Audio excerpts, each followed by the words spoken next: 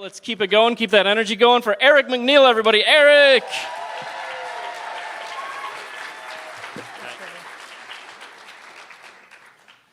When I was 16, I spent a summer in Hawaii picking pineapples. And the guy in charge was named Bushy, and he had these weird pineapple sayings. One was, if you're green, you'll continue to grow. But if you're ripe, you'll soon be rotten. And it's weird how these stupid sayings stay in your head. And I'm a teacher, and during the pandemic, I was stuck at home, and was spending a lot of time in my front yard. And my neighbors across the street just got up and moved. And we got these new neighbors, and they seemed kind of offish. And it's really hard. It's hard to avoid neighbors when they're directly across the street. We live on the top of a hill, so all the houses have these retaining walls on the south side of the properties. And these guys show up in this car, like a Toyota Corolla, and they get out, and they open the back doors, and one guy pulls out a sledgehammer, and another guy pulls out a pickaxe. And I'm like, what's going on with these guys? And I watch them walk over to the retaining wall, and they just start smashing into the retaining wall with this pickaxe and a sledgehammer. And it's because there was this slight bulge in the wall. And when we bought our house, we knew the guy who built that house, and he was a contractor. So, a contractor builds his house better than anybody else's. And that retaining wall was like a foot thick of solid cement. And so I'm laughing at these guys smashing at this wall all day. And they leave, and the next day they come back in a pickup truck, and they have power tools. And so they take out these power tools, and they're going at it all day long, making a ton of noise. And I'm still laughing at them. And finally, on the third day, this big truck pulls up with another vehicle on top of it that has a jackhammer attached to the front. And a crew of guys unload this vehicle, and they spend the next 2 weeks smashing this wall. And I'm watching it, and it is full of so much rebar that they can't get chunks out. They're just hauling out pieces of wall and piling it in the street. And my neighbor, the guy that sold the house, and I would talk about this, how well this house was built.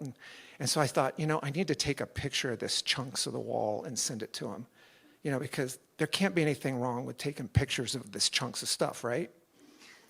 So a few days later, I finally meet my neighbors for the first time. She's waiting in my yard for me. And I get back from this long run, and she says, hi.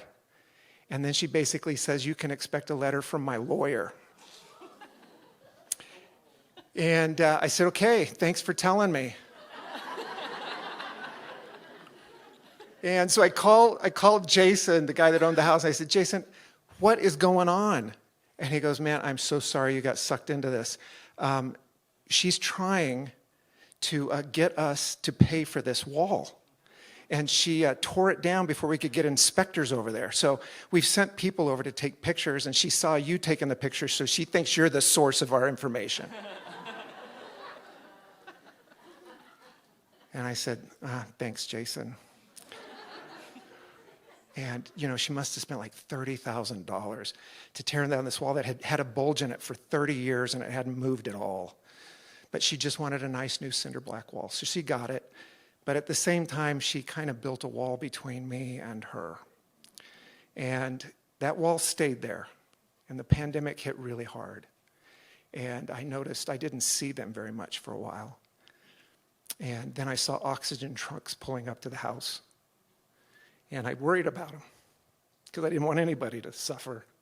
And after a few more months, she emerges, and then finally he does, and he has to use a walker. And then I notice he gets over that, and then he sells his Harley, and then he buys one of those three-wheeled motorcycles. And, finally, about a week ago, I was working in my yard, and I was watching them work in their yard, and they were really struggling to move some stuff around. And they got stuck at this one point with this really oblong-shaped box. And I could see that she was trying to lift it up on a dolly to help him.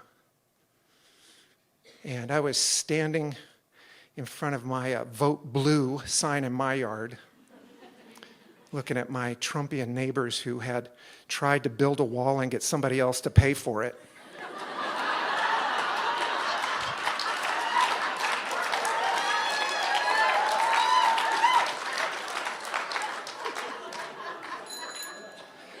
Thank you.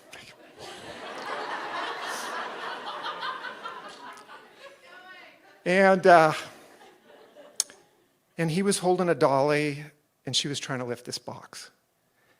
And I could see she was really struggling, and he couldn't really help her.